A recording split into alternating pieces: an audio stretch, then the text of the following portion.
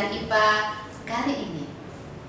Dalam pertemuan ini, kita akan banyak belajar tentang sumber-sumber energi alternatif. Kita juga akan belajar kelemahan dan kelebihan penggunaan sumber energi alternatif. Dan apa tanggapan kita untuk menyikapi energi yang ada di sekitar kita? Sikap apa terhadap penggunaan energi di dalam kehidupan kita sehari-hari? Baiklah, kita akan mengetahui lebih lanjut pembelajaran IPA kali ini. Dalam pertemuan yang sudah kita pelajari beberapa hari yang lalu, anak-anak sudah tahu apa itu sumber energi? Masih kalian ingat? Sumber energi adalah segala sesuatu yang ada di sekitar kita yang mampu menghasilkan energi, baik itu besar ataupun kecil. Kebutuhan manusia terhadap energi semakin meningkat. Apakah anak-anak pernah berpikir jikalau persediaan energi di muka bumi ini semakin lama semakin berkurang? Anak-anak, seiring dengan perkembangan ilmu pengetahuan dan teknologi, sekarang banyak ditemukan sumber energi alternatif. Apa itu sumber energi alternatif? Sumber energi alternatif adalah sumber energi yang menggantikan sumber energi utama. Contoh dari sumber energi alternatif yang pertama adalah matahari. Manfaat matahari dipakai dan digunakan untuk perkembangan pertumbuhan makhluk hidup. Yang kedua, untuk mengeringkan pakaian. Dan energi alternatif dapat dimanfaatkan untuk mengeringkan bahan makanan, contohnya untuk mengeringkan kerupuk, mengeringkan ikan asin, mengeringkan padi, dan bahkan matahari bisa dimanfaatkan untuk proses pembuatan garam.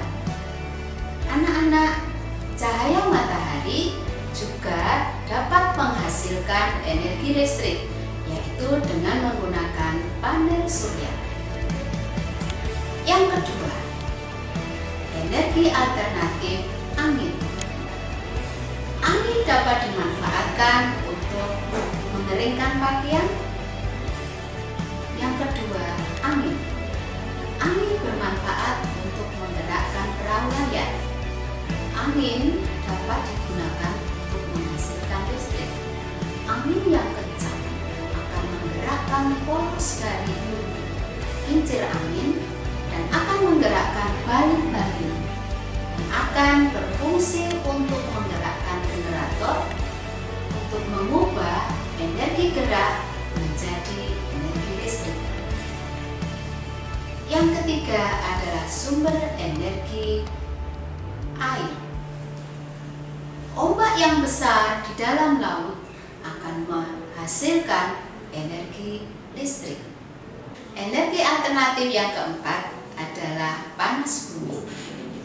Bumi kita yang berbentuk bola terdiri dari lapisan-lapisan, dan lapisan-lapisan bumi yang paling dalam adalah berupa batuan yang sangat panas.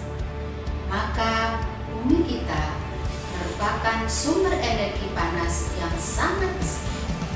Sedangkan energi alternatif yang kelima adalah gelombang laut. Gelombang laut yang memecah berupa gelombang yang besar merupakan sumber energi yang dapat digunakan sebagai sumber energi alternatif yang diubahkan menjadi sumber listrik. Sumber energi yang keenam adalah sumber energi alternatif biomasa. Sumber energi bio berasal dari makhluk hidup, baik itu dari makhluk hidup hewan maupun tumbuhan. Anak-anak, sumber energi alternatif bio yang berasal dari tumbuhan, misalnya tumbuhan yang banyak mengandung minyak, contohnya kedelai, kacang tanah, kelapa sawit, biji bunga matahari. Jika diubahkan, bisa diolah akan menghasilkan biodiesel yang lebih dikenal dengan biodiesel yang digunakan untuk menggantikan bahan bakar solar. Sedangkan sumber energi alternatif yang berasal dari tumbuhan yang mengandung karbohidrat, misalnya sagu, jagung, dapat diubah menjadi sumber energi alternatif berupa bioetanol yang dapat digunakan untuk menggantikan sumber utama, yaitu premium atau bensin. Anak-anak, sedangkan sumber energi alternatif yang berasal dari hewan dapat berupa kotoran hewan yang dapat digunakan yang lebih dikenal dengan nama biogas. Sekarang, apa kelebihan dan kelemahan dalam menggunakan energi alternatif? Kelebihan menggunakan energi alternatif.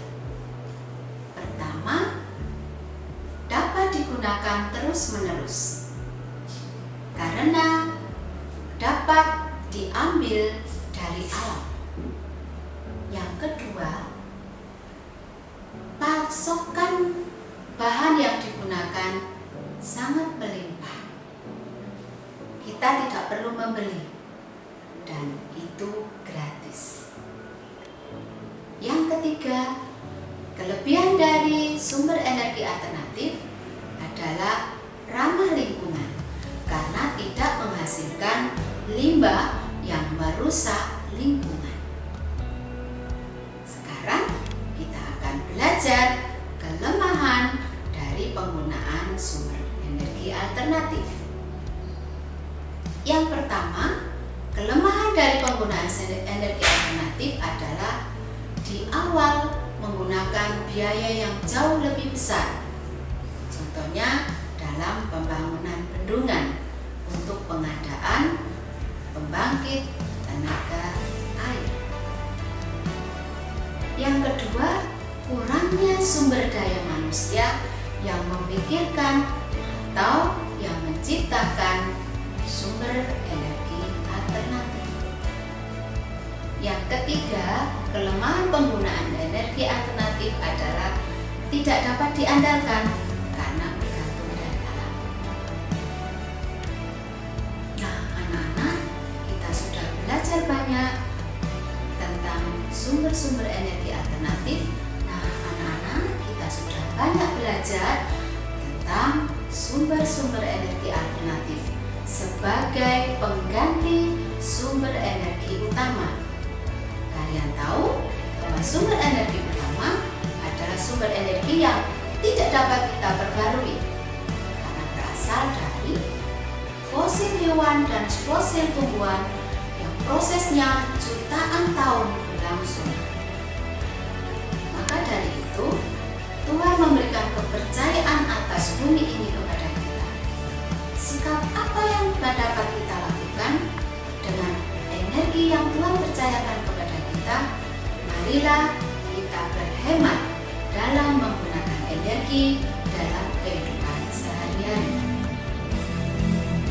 Semangat belajar, terus berkarya. See you later.